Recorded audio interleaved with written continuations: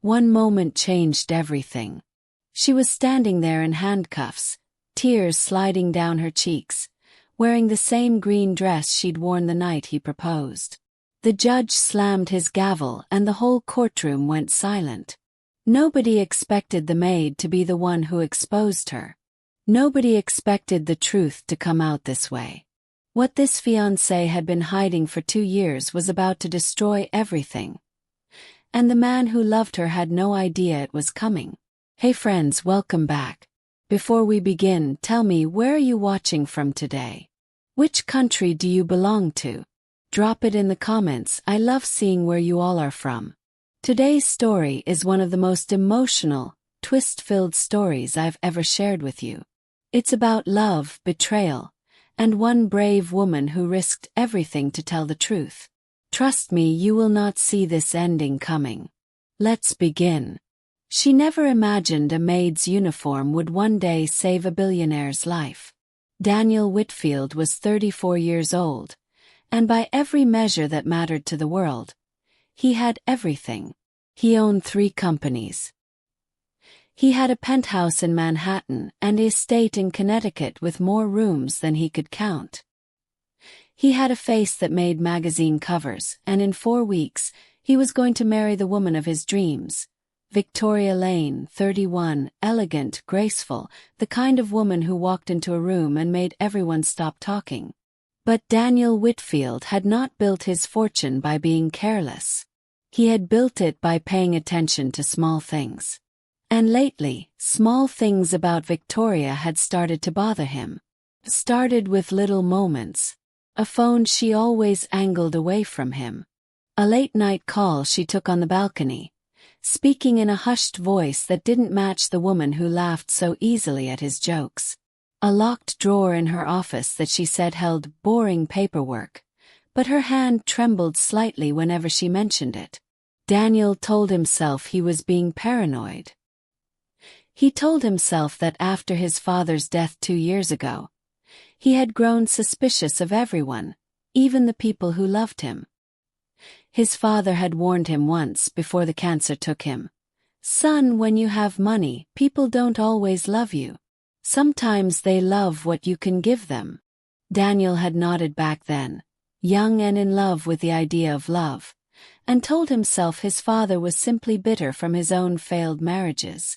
Now, watching Victoria float through their engagement party in a stunning green gown, laughing with senators and CEOs, Daniel wondered if his father had been right all along. There was one person in that house who noticed everything too. Her name was Rosa Delgado. She was 29 years old, and she had worked as the head housekeeper for the Whitfield estate for almost 3 years. Rosa was quiet, careful, and fiercely loyal. Not because she was paid well, though she was, but because Daniel had once done something for her that she would never forget. 2 years ago, Rosa's younger brother had needed emergency surgery, and she didn't have insurance that covered it. She hadn't asked Daniel for anything. She simply mentioned it, once, quietly, to another staff member while cleaning the kitchen. Daniel overheard. Without a word, without expecting thanks, he paid for the entire surgery and told the hospital to never mention his name. Rosa never forgot that kindness. And so, when she began noticing strange things about Victoria, the locked drawer, the secret phone calls, the way Victoria sometimes smiled at Daniel with warmth that didn't quite reach her eyes, Rosa started paying closer attention. One evening, while cleaning Victoria's private office, Rosa found a folder that had slipped behind a filing cabinet. She hadn't meant to look, but a single word on the folder's tab caught her eye. Whitfield Trust, beneficiary change. Her hands froze on the vacuum cord. She knew, in that instant, that whatever was in that folder was not something she was supposed to see. And she knew that if she opened it, her entire life could change. For better or for much, much worse. Rosa stood there for almost a full minute, staring at the folder. Her heart pounding so loudly she could hear it in her ears. She thought about her job. She thought about her brother, now healthy and playing soccer again because of Daniel's generosity. She thought about loyalty and about truth, and about how sometimes those two things pull in completely different directions. Finally, with trembling hands, she opened the folder. What she read inside made her sit down on the floor of Victoria's office, her whole body shaking. She didn't tell anyone that night. She couldn't. Her mind was racing too fast, trying to understand what she had just discovered, trying to figure out if it was really as bad as it looked, or worse. Because if what Rosa read was true, then in 4 weeks, Daniel Whitfield was not just going to marry the love of his life. He was going to sign away everything he owned to a woman who might have been lying to him from the very beginning. And Rosa Delgado, a maid who cleaned floors for a living, was now the only person in the world who knew it. Rosa didn't sleep that night. She lay awake in her small apartment above the estate's garage, staring at the ceiling, replaying every word she had read in that folder. It wasn't just a beneficiary change. It was a pattern. Dates, names, bank transfers going back almost 18 months, long before Daniel had even proposed. Someone had been building something. Slowly, patiently, like a spider building a web one thread at a time, waiting for the perfect moment to strike. The next morning, Rosa went about her duties as if nothing had happened. She made the beds. She polished the silverware. She smiled politely when Victoria passed her in the hallway wearing a silk robe and asked her to fetch coffee. But inside, Rosa felt like she was standing on the edge of something enormous, something that could either save the man who had saved her brother's life, or destroy her own. She thought about going straight to Daniel. But who would believe a maid over a woman like Victoria Lane? Victoria came from old money, or so everyone believed. She had a public relations team, a family lawyer, and a reputation so polished it practically gleamed. Rosa had nothing but a folder she had found by accident, and a gut feeling that something was terribly wrong. So instead, Rosa did something she had never done before. She started paying attention, really paying attention, to everything Victoria did. She noticed that Victoria made calls only when she thought she was alone, always stepping into the garden or the wine cellar, places without cameras.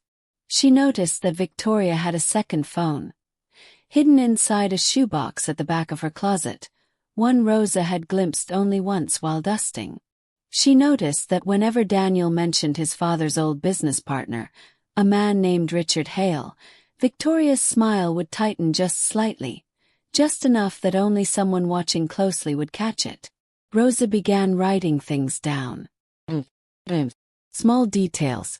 She didn't know exactly what she was building, only that she felt, deep in her bones, that the truth mattered more than her comfort. 2 weeks passed. The wedding drew closer. Daniel seemed happier than ever, publicly at least, showing off Victoria at charity galas and business dinners, the perfect couple photographed for magazines and headlines. But Rosa noticed something else too. In quiet moments when Daniel thought no one was watching, his eyes looked tired, uncertain, like a man trying to convince himself of something he wasn't entirely sure was true. One night, Rosa was carrying fresh towels down the hallway when she overheard Victoria on the hidden phone, her voice low and sharp. "The papers need to be signed before the wedding, not after," Victoria whispered. "Once we're married, it's harder to challenge in court. I need the trust restructured now, while he's still distracted." Rosa's blood ran cold. She stood frozen against the wall, towels clutched to her chest, barely breathing. "No, he doesn't suspect anything," Victoria continued. "Daniel trusts me completely. That's the whole point, isn't it?" There was a pause, then a soft, cold laugh that Rosa would never forget for the rest of her life. "By the time he realizes what happened, it'll be too late to matter." Rosa slipped away before Victoria could see her, her heart hammering, her hands shaking so badly the towels nearly fell from her arms. She made it back to the laundry room and locked the door behind her, sliding down against it, tears streaming down her face. She now knew without any doubt that Victoria Lane was not marrying Daniel Whitfield because she loved him. She was marrying him to take everything he had. And the wedding was in 12 days. Rosa spent that entire night wrestling with an impossible decision. If she told Daniel and he didn't believe her, she would lose her job, her home, everything she had built for herself and her brother. If she said nothing and let the wedding happen, an innocent good man would lose his entire life's work to a woman who never loved him at all. By sunrise, Rosa had made her choice. She was going to tell the truth, even if it cost her everything. But she also knew that her word alone would never be enough. She needed proof. Real, undeniable proof that would hold up not just in Daniel's eyes, but in a court of law if it came to that. And so Rosa Delgado, a 29-year-old housekeeper who had never done anything more dangerous than climb a ladder to clean chandeliers, decided to become something else entirely. She decided to become the one person standing between Daniel Whitfield and the biggest mistake of his life. Nobody in that courtroom expected the maid to be the one holding the truth. Over the next 10 days, Rosa moved like a shadow through the Whitfield estate, gathering everything she could. She photographed documents when Victoria stepped out for fittings. She kept a small notebook hidden inside her cleaning cart, recording dates, times, and conversations word for word. She even reached out carefully and anonymously to a private investigator she found through a friend of her brother's, a man who specialized in financial fraud. What the investigator uncovered stunned even Rosa. Victoria Lane was not who she claimed to be. Her entire background, the old family money, the elite education, the charity work, had been carefully constructed over the past 6 years. Her real name was Vanessa Cole, and she had done this before. 2 other wealthy men in 2 other cities had nearly lost everything to a woman matching Victoria's exact description before mysteriously breaking off their engagements at the last possible moment, always just before the wedding, always after quietly signing over major assets. Rosa realized with horror that Daniel wasn't going to be so lucky. Victoria, Vanessa, had learned from her past mistakes. This time, she wasn't going to let him walk away before the papers were signed. The wedding was now 5 days away. Rosa knew she couldn't wait any longer. She requested a private meeting with Daniel, and when he agreed, slightly puzzled by his housekeeper's formal request, Rosa sat across from him in his study, her hands trembling around a folder of her own. "Mr. Whitfield," she said quietly, "I need to show you something. And I need you to trust me, even though what I'm about to tell you will be very hard to hear." Daniel's expression shifted from confusion to concern as Rosa laid out everything. The beneficiary documents, the hidden phone, the overheard conversation, the investigator's findings about Vanessa Cole's true identity and her pattern with 2 previous men. For a long moment Daniel said nothing. His face had gone pale, his jaw tight. Then, quietly, dangerously calm, he asked, "Do you have proof? Real proof, not just what you overheard?" Rosa nodded and slid the folder across the desk. Daniel opened it.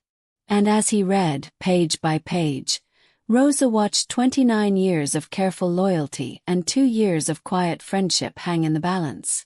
If he didn't believe her, if he sided with Victoria, Rosa's life at the estate, maybe her entire career, would be over. But Daniel believed her. Every word. His hands were shaking now too, not with anger at Rosa, but with a devastating, quiet grief. He had loved this woman. He had planned a future with her. And every single moment of it had been a lie. "What do I do?" he finally whispered, more to himself than to Rosa. Rosa had thought about this too. "You let her think everything is still going according to plan," she said carefully. "You let her sign what she thinks is the final trust transfer at the rehearsal dinner, in front of witnesses, with a lawyer present who already knows the truth. And then you let the law do the rest. It was a bold, painful plan. It meant Daniel had to spend 5 more days pretending to love a woman who had betrayed him completely, smiling for photographs, kissing her cheek at dinners, all while knowing the truth burned inside him like fire. But it worked. 2 days before the wedding, at what was supposed to be a quiet, private signing of what Victoria believed was simply a prenuptial adjustment, Daniel's lawyer, working secretly with federal fraud investigators, presented documents proving the full extent of Vanessa Cole's scheme, along with sworn statements from her 2 previous victims who had finally come forward once contacted. Victoria's face went white as she realized what was happening. "Daniel, I can explain," she started. "You don't need to explain to me," Daniel said, his voice steady despite the storm inside him. "You need to explain to a judge." She was arrested that same night, right there in the mansion she had believed would soon be hers. The courtroom was packed the day Victoria Lane's trial began. News of the scandal had spread fast. A billionaire, a con artist fiancé with a hidden past, and the mysterious insider who had uncovered everything. Reporters crowded the courthouse steps. Cameras flashed. But nobody outside that inner circle knew the full story yet, because Daniel had insisted on protecting Rosa's identity for as long as possible. That protection ended the day Rosa was called to testify. She sat in the witness stand wearing a simple pink uniform dress, the same one she wore every day at work, because she had told Daniel she didn't want to pretend to be something she wasn't. She had nothing to hide and nothing to prove except the truth. Across the courtroom, Victoria, now identified in every legal document as Vanessa Cole, sat at the defense table in handcuffs, wearing the same elegant green gown she had worn the night everything unraveled. Her lawyer had insisted the jury see her as the graceful, wronged woman she had spent years pretending to be. But her eyes, when they landed on Rosa, were filled with something colder than grace. Something like fury, and underneath it, fear. "Ms. Delgado," the prosecutor began gently, "can you tell the court how you first became aware of the defendant's activities?" Rosa's hands trembled slightly, but her voice was steady. "I found a folder. By accident while cleaning. I wasn't looking for anything. But once I saw it, I couldn't unsee it." She told the court everything. The hidden phone, the overheard conversation in the hallway, the words that still echoed in her mind late at night. By the time he realizes what happened, it'll be too late to matter. The courtroom was utterly silent as Rosa spoke. Even the judge, a man who had presided over hundreds of cases in his 30 years on the bench, leaned forward, visibly moved by the quiet courage of the young woman testifying. Then came the twist nobody in that courtroom expected. Victoria's defense attorney, in a desperate final attempt to discredit Rosa's testimony, asked a question meant to destroy her credibility. "Ms. Delgado, isn't it true that you were paid, bribed even, by Mr. Whitfield to fabricate this story? That you stood to gain financially from his broken engagement?" The courtroom buzzed with murmurs. It was a serious accusation, and for a moment Rosa's composure wavered. But then she looked directly at the jury, and her voice, though soft, carried across the entire room. "I didn't do this for money," she said. "I did this because 2 years ago, this man paid for my brother's surgery without ever asking me to say thank you. He didn't do it because he wanted something back. He did it because it was right. And when I found out what Vanessa, was planning to do to him, I couldn't stay quiet, because staying quiet would have made me just as guilty as she is." Her eyes filled with tears, but she didn't look away. "Some things matter more than keeping a job. The truth matters more than being comfortable. I would rather clean floors for the rest of my life and sleep peacefully at night than live in a mansion built on someone else's lies." The courtroom was completely silent. Several jurors were visibly wiping their eyes. Even the judge cleared his throat before speaking again. It was, without question, the most powerful moment of the entire trial. And then, just as the prosecutor prepared to call the next witness, one of Victoria's previous victims, a man from Chicago who had nearly lost his family's company to her 3 years earlier, stood up from the gallery, uninvited, and asked the judge for permission to speak. What he revealed next would change the entire direction of the case, exposing a network far larger and far darker than anyone in that courtroom, including Daniel and Rosa, had ever imagined. The man's name was Gregory Hale, the son of Richard Hale, Daniel's father's old business partner. And what he told the court left the entire room in stunned silence. Vanessa Cole hadn't worked alone. For nearly a decade, she had been part of a small, carefully organized group. Women who identified wealthy, emotionally vulnerable men, usually recently grieving a parent or a divorce, and slowly, patiently, built relationships designed to end in financial devastation. Gregory had lost nearly 40% of his family's company before his own suspicious sister had uncovered the truth in time to stop the final transfer. He had spent 3 years quietly building a case, waiting for the right moment, the right courtroom, to finally expose the whole operation. Rosa's testimony, and Daniel's willingness to come forward publicly despite the humiliation, had given him that moment. With Gregory's evidence combined with Rosa's testimony and the financial investigators' findings, the case against Vanessa Cole became undeniable. The jury deliberated for less than 4 hours. Guilty. On every count. The judge, before sentencing, looked directly at Vanessa and said words that would be quoted in newspapers across the country. "You didn't just try to steal a fortune. You tried to steal a man's trust in the world, in love, in the people around him. That is, in many ways, a far greater crime." She was sentenced to 12 years in federal prison. Outside the courthouse, cameras surrounded Daniel and Rosa as they walked down the steps together. Reporters shouted questions, but Daniel stopped, turned to face them, and said something that would later be shared millions of times online. "Everyone keeps calling me the victim in this story," he said. "But I wasn't the hero. She was." He gestured to Rosa, standing quietly beside him, still in her work uniform because she had come straight from the estate that morning, unwilling to make a spectacle of herself. A woman with everything to lose and nothing to gain chose to tell the truth anyway.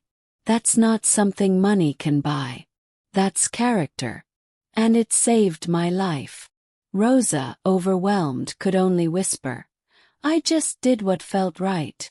In the months that followed, Daniel restructured his entire company's charitable foundation, creating a scholarship fund in Rosa's name for young people pursuing careers in law and social work, the same fields, he said, that had ultimately saved him. Rosa used part of the reward Daniel insisted on giving her, despite her protests, to pay off her family's remaining medical debts and put her brother through college. She never became rich. She never wanted to be. But she became something far more valuable, a woman who proved that courage doesn't require power, wealth, or status. Sometimes, courage is a quiet housekeeper who notices a locked drawer and decides, against every instinct of self-preservation, to open it anyway. Daniel never remarried quickly. But 2 years later, at a small charity gala, he met someone new. Someone who didn't know he was a billionaire until months into their friendship, because she never asked and he never told her. It was, he later said, the first time in his adult life he felt truly seen for who he was, not what he owned. And Rosa. She stayed on at the estate for a while longer, not out of obligation, but because Daniel had become like family. Eventually, with his encouragement and support, she went back to school and became a paralegal, working alongside the very investigators who had helped uncover Vanessa Cole's crimes, dedicating her career to protecting other people from falling into the same trap. The lesson in this story is simple, but it's one we all need reminding of sometimes. Truth and integrity don't depend on your position in life. A maid can be braver than a billionaire. A quiet act of honesty can save someone from losing everything. And real loyalty, the kind that asks for nothing in return, will always be worth more than gold. If this story touched your heart today, if it reminded you that courage lives in ordinary people doing extraordinary things, please hit that like button, subscribe to this channel for more stories just like this one, and share it with someone you love, because somewhere out there, someone needs to hear that doing the right thing, even when it's terrifying, always matters. Thank you for watching. I'll see you in the next story.